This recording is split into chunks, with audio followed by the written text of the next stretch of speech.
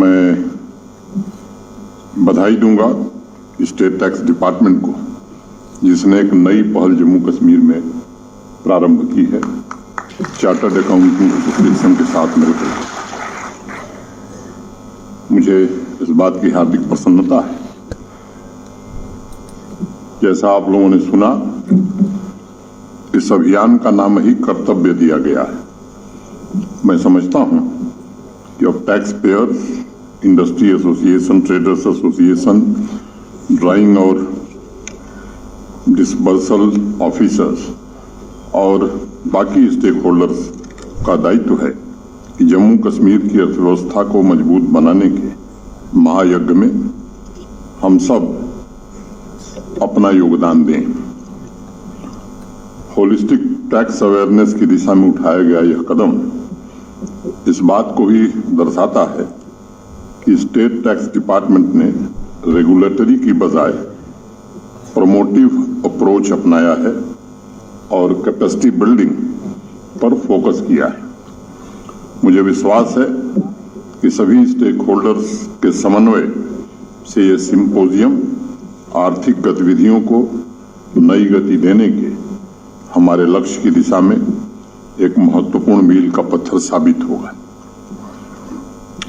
मैं 2017 में देश का सबसे बड़ा टैक्स रिफॉर्म भारत के सम्माननीय प्रधानमंत्री जी के निर्देशन में हुआ और उसी समय अभी मेरे पहले बताया भी गया, इंटरनेशनल मॉनेटरी फंड IMF की एक रिपोर्ट आई जिसमें कहा गया था कि India's economy is an elephant that is starting to run, और मात्र 5 साल पूरा होते होते 2022 में दुनिया की 5वीं बड़ी अर्थव्यवस्था हम बन गए। तो इस बात पर हमें गर्व भी है। बचपन से हम सुनते आए थे कि किसी जमाने में भारत सोने की चिड़िया कहा जाता था। मुझे लगता है कि अब वो वक्त आ रहा है कि हम सोने की चिड़िया बनने की दिशा में अग्रसर हो रहे हैं।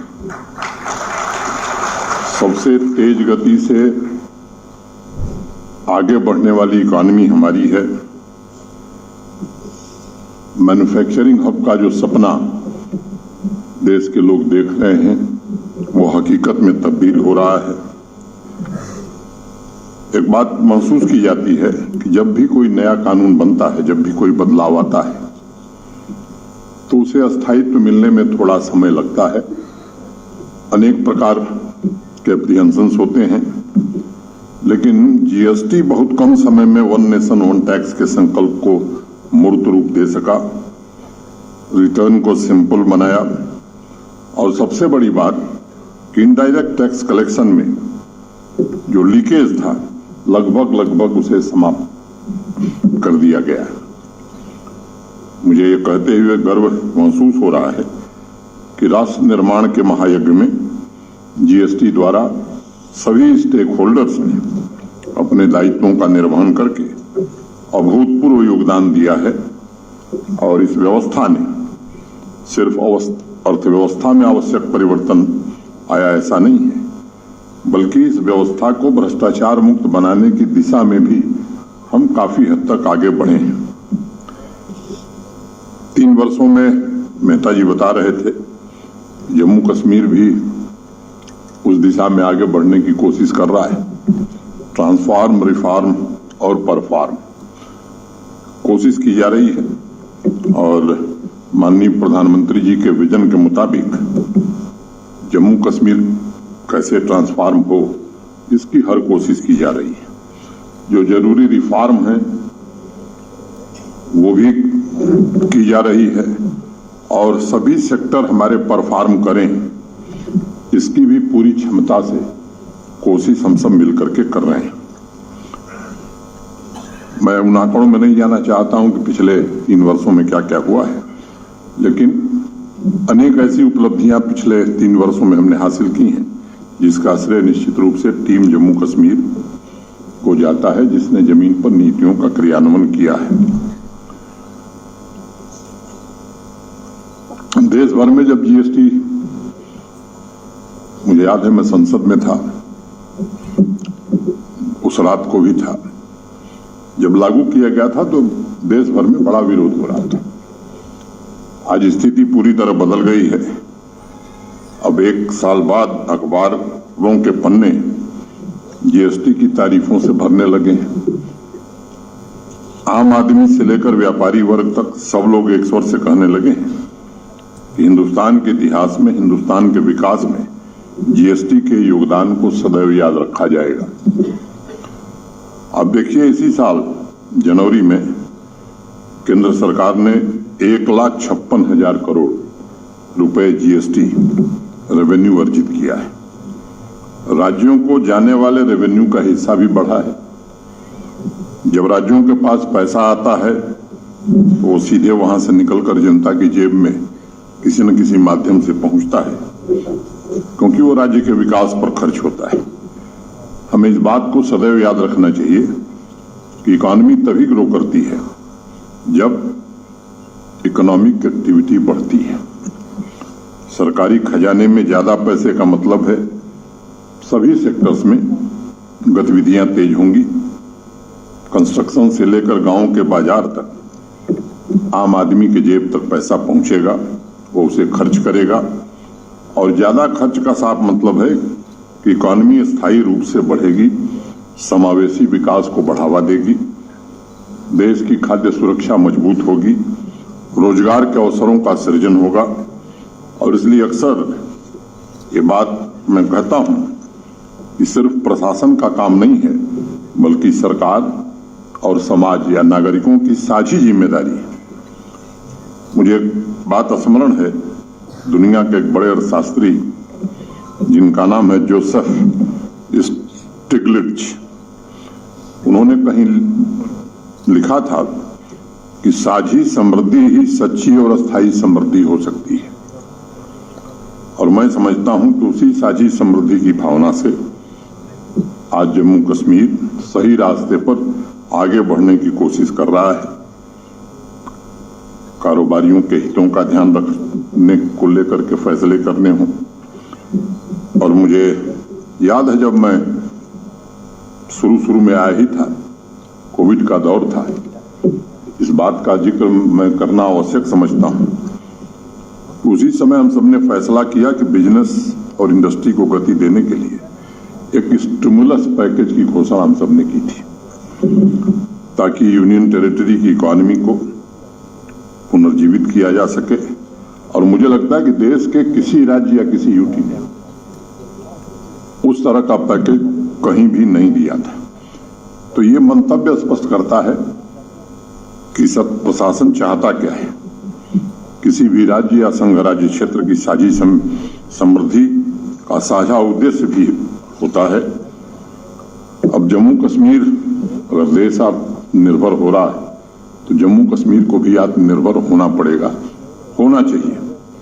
और हम कैसे विकसित राज्यों की श्रेणी में आवें, इस दिशा में हम सबको मिलकर के काम करने की आवश्यकता है। और इसके लिए आवश्यक है कि हम ज्यादा से ज्यादा रेवेन्यू जनरेट करें। मैं एक बात अभी मेरे पूर्व के वक्ता जो चार्टर्ड अकाउंटेंट एसोसिएशन से हैं, उन्होंने कहा जमीन आपको दे दी गई। मैं आज ये घोषित करता हूं, आप सेंटर ऑफ एक्सीलेंस यहाँ बनाइए।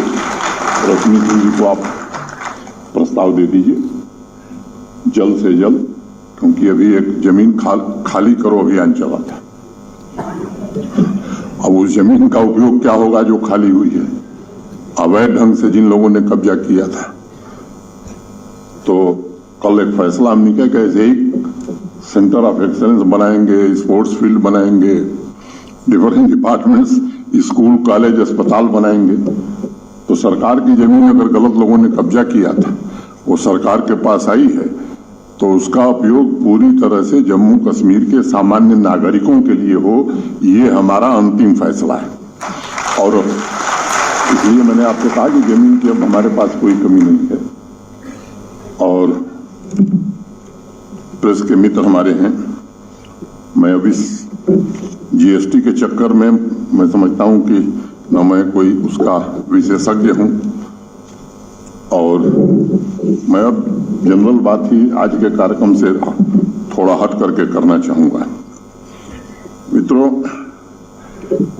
जम्मू कश्मीर के विभिन्न क्षेत्रों में एक इंटीग्रेटेड अप्रोच के साथ काम करने की कोशिश हो रही है। इंडस्ट्री आप सब जानते हैं, आजादी से लेकर 1.5-2 साल पहले तक कुल 14-15 हजार करोड़ रुपए का यहां प्राइवेट इन्वेस्टमेंट था। प्रधानमंत्री जी के निर्देशन में एक नई इंडस्ट्रियल स्कीम आई, और आपको बताते हुए मुझे प्रसन्नता है कि पिछले 6 महीने में प्रतिदिन एक नई इंडस्ट्री फंक्शनल हो गई है। 66 हजार करोड़ के प्रस्ताव हमारे पास आए थे। ये सच है कि हमारे पास जमीन की उपलब्धता कम थी, जो जमीन थी वो डेवलप नहीं थी, उस पर भी हम काम कर रहे हैं। और आपको हम बताना चाहते हैं कि 18 इंडस्ट्रियल एस्टेट आने वाले 6 महीने में पूरी तरह से सुविधाओं से युक्त हो जाएंगे, और जो प्रस्ताव आए हैं वो निश्चित रूप से जमीन पर उतरेंगे, इसकी कोशिश हम कर रहे हैं। और केवल देश के नहीं, और मैं चाहता हूं कि जम्मू कश्मीर के लोग ज्यादा से ज्यादा उद्योग लगाएं, क्योंकि ऐसी स्कीम देश के किसी राज्य ने नहीं घोषित की है। और मैं आप सबको आमंत्रण देता हूं कि आप आइए, और क्योंकि बिना उद्योग के जम्मू कश्मीर कैसे बढ़ेगा। दूसरी बात मैं कहना चाहता हूं कि यहां की 70% आबादी एग्रीकल्चर और एलाइड सेक्टर, कोई खेती करता है, कोई पशुपालन करता है, कोई मछली पालन करता है, हार्टिकल्चर से लोग जुड़े हुए हैं। तो इसमें 70% लोग, 13 लाख परिवार हैं जो इससे जुड़े हैं। हम लोगों ने सोच विचार करके देश के अत्यंत मानिंद कृषि विशेषज्ञों को 2-3 दिन के लिए श्रीनगर में एक वर्कशॉप हुई, एक कमेटी बनाई गई, अपेक्स कमेटी, और अपेक्स कमेटी ने बहुत मेहनत करके जो रिपोर्ट बनाई है, मेहता जी कह रहे थे कि हमारी जीडीपी डबल हो जाएगी। मैं आपको बताना चाहता हूं कि 29 इंटरवेंशन उन लोगों ने प्रपोज किए हैं, और जो हमारा बजट एग्रीकल्चर और एलाइड सेक्टर का था, उसके अलावा 5013 करोड़ रुपए 5 साल में हम एग्रीकल्चर सेक्टर में और इन्फ्यूजन करने जा रहे हैं।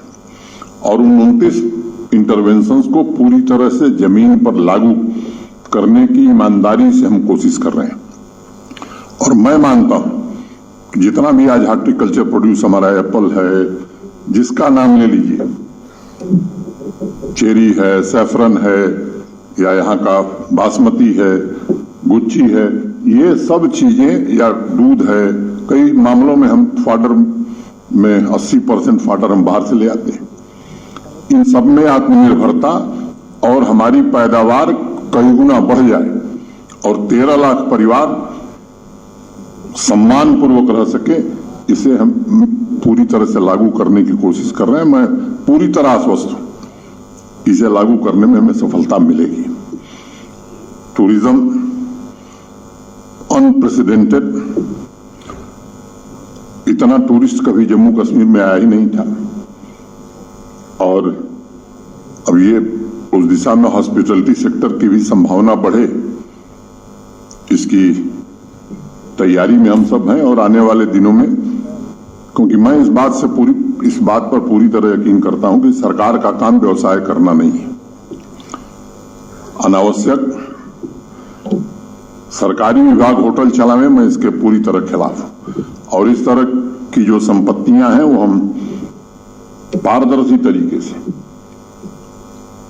आप सब आइए, उसमें भाग लीजिए, चलाइए, अच्छी सेवा दीजिए, ताकि देश और विदेश से जो लोग आए उस सेवा से प्रभावित होकर के जम्मू कश्मीर में फिर दोबारा आवे। नई जमीनें भी हम चिन्हित कर रहे हैं, उस काम को भी हम करने वाले हैं। इंडस्ट्री का थोड़ा जिक्र मैंने कर दिया, रोजगार की चर्चा थोड़ा मेहता जी ने की। मित्रों, 3 साल में 30,000 से ज्यादा पद भरे गए, सरकारी पद पारदर्शी तरीके से भरे गए। और जिस मामले में शिकायत आई है, और शिकायत में अगर थोड़ा भी तथ्य रहा है, तो उसे निरस्त किया गया है।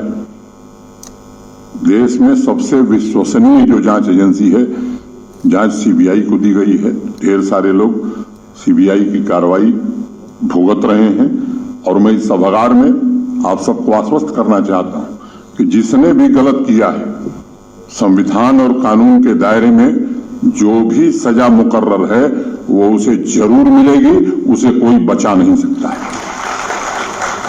20,000 पद हम और आने वाले दिनों में जल्द, मैं समझता हूं कि 3-4 महीने में हम विज्ञापित करने वाले हैं। अब सबको सरकारी नौकरी देश में न दुनिया में मिलती है, न देश में, न जम्मू कश्मीर में। ऐसे ही पहले से 5 लाख लोग हैं। बिहार से ज्यादा सरकारी कर्मचारी यहाँ जम्मू कश्मीर में हैं। बिहार की आबादी 13-14 करोड़ है, यहाँ की आबादी 1 करोड़ 30 लाख है। अनेक राज्यों से अगर आप तुलना करेंगे, उस विवाद में मैं नहीं पढ़ना चाहता। स्वरोजगार अधिक से अधिक लोगों को मिले।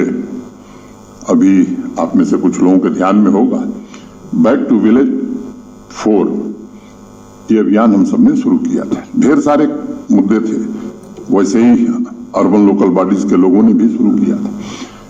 2 बातें उसमें विशेष रूप से हमने तय की थी कि हर पंचायत से 15 यूथ को हम आइडेंटिफाई करेंगे और सेल्फ एम्प्लॉयमेंट के लिए उसकी मदद करेंगे, फाइनेंशियली भी, और क्या वो करे। तो आप सबको मालूम है कि 4,290 पंचायतें हैं यहाँ। 15 के हिसाब से आप देखेंगे तो 60-62 हजार हुआ। अर्बन लोकल बॉडीज को भी उसमें शामिल किया गया। इसी सभागार में ये हमारे प्रेस के मित्र हैं, ये भी उपस्थित थे। मुझे लगता है कि 1.5 महीना हुआ होगा, 40-45 दिन पहले की बात है। एक दिन में 75,000 नौजवानों को 939 करोड़ रुपए, उसमें जम्मू कश्मीर बैंक का सबसे बड़ा योगदान था, सेल्फ एम्प्लॉयमेंट के लिए दिए गए। सब स्वरोजगार से जुड़ रहे हैं और केवल अपना नहीं बल्कि एकाध लोगों को और रोजगार देने वाले हैं। अभियान कई बार हम लोगों ने चलाया है। नेशनल रूरल लाइवलीहुड मिशन, पिछले 3 सालों में आज हमारी 6 लाख से ज्यादा बहनें उससे जुड़ी और आर्थिक रूप से भी संपन्न हो रही हैं, समाज और जम्मू कश्मीर के प्रगति में भी योगदान कर रही हैं। और कल तो एलजी मुलाकात में हमारे चीफ सेक्रेटरी ने कहा डीसी से कि भाई हम ये चाहते हैं कि जिसको सेल्फ एम्प्लॉयमेंट चाहिए हम सैचुरेट करना चाहते हैं। किसी को भी जम्मू कश्मीर में किसी नौजवान को, किसी नवयुवती को अगर बैंक से सहायता लेकर के रोजगार अपना इस्टेब्लिश करना है तो कोई न बचे, इस दिशा में हम आगे बढ़ रहे हैं। मैं समझता हूं कि ये सामान्य लक्ष्य नहीं, कहना बड़ा आसान है, इसे हम क्रियान्वित करना चाहते हैं और मुझे भरोसा है कि इसे क्रियान्वित करने में हमें सफलता मिलेगी। मुख्य रूप से ये 3-4 बातें हैं। अब प्रॉपर्टी टैक्स पर काफी चर्चा हो रही है। कुछ आंकड़े मैं केवल आपके ध्यान में रखना चाहता हूं ताकि स्थिति स्पष्ट हो जाएगी। कुल जम्मू, श्रीनगर और बाकी जो शहरी क्षेत्र हैं, आप म्यूनिसिपैलिटी कह लीजिए, या कुल शहरी क्षेत्रों में 5,20,000 घर हैं। कॉरपोरेशन हो, म्यूनिसिपल काउंसिल्स हो, सब मिला करके 5,20,000 घर हैं, जिसमें 2,06,000 घर ऐसे हैं जो 1,000 स्क्वायर फुट से कम के हैं। अब अगर परसेंटेज आप निकालेंगे तो ये मोटा मोटी 40% घर है जिस पर कोई टैक्स नहीं है। मैं इसको दोहरा रहा हूं, जम्मू कश्मीर के शहरी क्षेत्रों में जो लोग रहते हैं 40% लोगों पर कोई हाउस टैक्स, कोई कर नहीं है। 2,03,600 ऐसे घर हैं 5,20,000 में से जिनको 1,000 के नीचे एक वर्ष में, महीने में नहीं, एक वर्ष में 1,000 के नीचे देना है। और ये जम्मू और श्रीनगर शहर में किसी का 1,000 जा सकता है, बाकी सबका 600 के नीचे रहने वाला है। तो ये 2,03,600 में से 80% ऐसे हैं जो वर्ष भर में 600 रुपया देने वाले। अगर मैं तुलना करता हूं, मैं दिल्ली, चंडीगढ़, मुंबई से नहीं करूंगा, मैं कर रहा हूं शिमला से, मैं कर रहा हूं अंबाला से, मैं कर रहा हूं देहरादून से। तो मित्रों, 1/10 ऑफ शिमला, देहरादून एंड अंबाला, 1/10 से भी कम है ये टैक्स। मैं शॉप्स की बात भी करना चाहूंगा। कुल 1,01,000 शॉप्स हैं शहरी क्षेत्रों में, जम्मू, श्रीनगर, बाकी वो उधमपुर कहिए, कठुआ कहिए, या किसी म्यूनिसिपैलिटी में कहिए, बारामूला कहिए, कहीं भी। इसमें 46,000 शॉप्स ऐसी हैं जिनको एक साल में 700 से कम रुपया टैक्स देना है। 46,000 माने मोटा मोटी 45% शॉप्स ऐसी हैं जिनको 50 रुपया महीना देना है।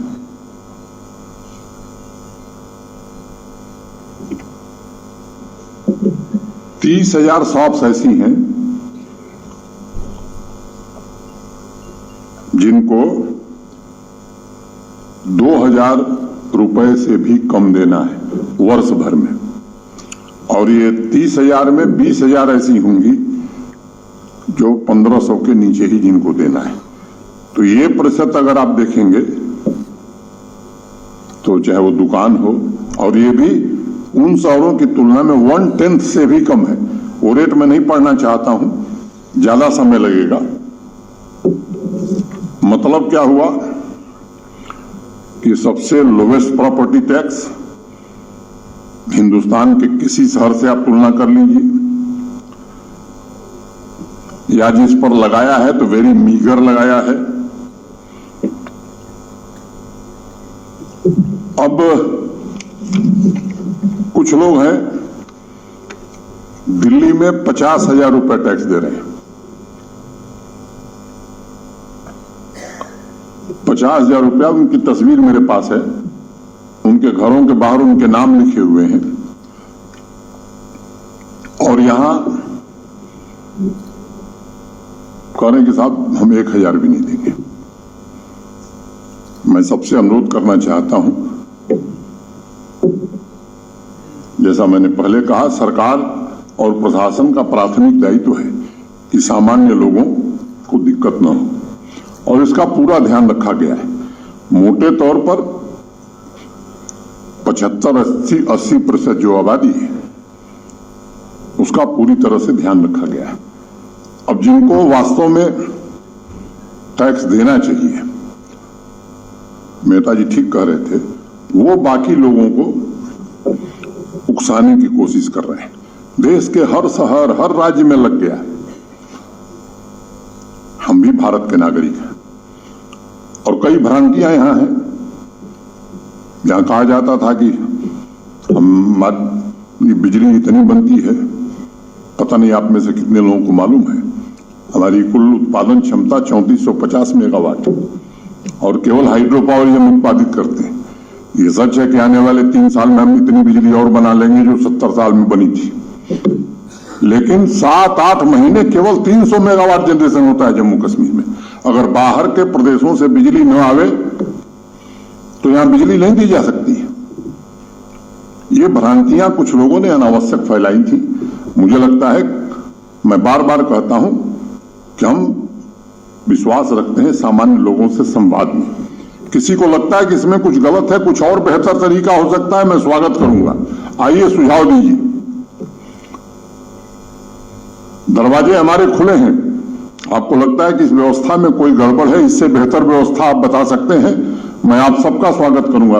अनेक वरिष्ठ अधिवक्ता हैं, बिजनेस के लोग हैं, इंडस्ट्री के लोग हैं, चार्टर्ड अकाउंटेंट्स हैं, पत्रकार मित्र भी हैं। मैं सबको आमंत्रण देता हूं कि आप कृपा करके इसको एक बार देखिए।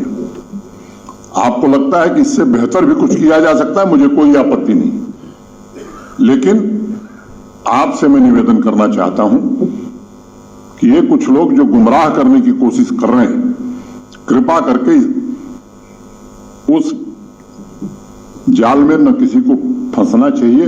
और आपसे मैं निवेदन करूंगा कि सामान्य लोगों में जागरूकता बढ़ाने की हम हर कोशिश कर रहे हैं। मेरा आपसे आग्रह होगा कि आप भी इसमें सहयोग करें, क्योंकि ये व्यवस्था अब हर साल बजट में 900 करोड़ रुपए हम लोग दे रहे हैं कॉर्पोरेशंस को, म्यूनिसिपैलिटीज को। स्मार्ट सिटी से के लिए जो पैसा है या बाकी कार्यों के जो भारत सरकार से आ रहा है वो अलग से आ रहा है। इस व्यवस्था को बेहतर ढंग से हम कैसे चला सकें, जम्मू कश्मीर भी आने वाले कुछ वर्षों में देश के विकसित राज्यों के समानांतर गौरव से कैसे खड़ा हो सके, मुझे लगता है ये जम्मू कश्मीर के हर नागरिक के लिए ये गौरव का विषय होगा। मैं आप सबका आह्वान करता हूं, आपसे निवेदन करता हूं कि आइए इस पूरे अभियान में जो हमारी प्राचीन शक्ति रही है, देश के मुकुटमणि हम जाने जाते थे, देश को ज्ञान देने का संदेश यही जम्मू कश्मीर की धरती से लोगों ने दिया है। क्या उस जम्मू कश्मीर की बदहाली पर यहां के लोगों को गर्व हो सकता है? क्या हम खुद नहीं चाहते हैं कि हम ऐसा जम्मू कश्मीर आने वाले दिनों में देखें कि गर्व से दुनिया और देश में कहीं जाएं तो लोग कहें कि हाँ, ये आदमी जम्मू कश्मीर से आया है। मैं आप सबसे निवेदन करना चाहता हूं, कुछ लोग साजिश के तहत लोगों को गुमराह, जब अभियान चलाया था हमने इंक्रोचमेंट, एंटी इंक्रोचमेंट है, मुझे मालूम है, मैंने एक बार नहीं 10 बार कहा कि एक भी गरीब आदमी को नहीं छुआ जाएगा, लेकिन किसी रसूखदार को बख्शा भी नहीं जाएगा। जिन लोगों ने पदों पर रहते हुए कानूनों का दुरुपयोग करके अपने अपने परिवार की भलाई के लिए और सामान्य जनता के हितों को गिरवी रख करके जम्मू कश्मीर को बंधक बनाया था, वो समय अब समाप्त हो गया है। आम आदमी की आवाज सुनी जाएगी, आम आदमी के हक में फैसले लिए जाएंगे, चाहे वो किसान है, मजदूर है, व्यापारी है, उद्योगपति है, लेकिन कुछ विशेष लोगों के लिए फैसले अब यहां नहीं हो सकते हैं। इतनी बात कहके मैं आप सबके प्रति हृदय से कृतज्ञता ज्ञापित करते हुए अपनी बात पूरी करता हूं। धन्यवाद। जय हिंद।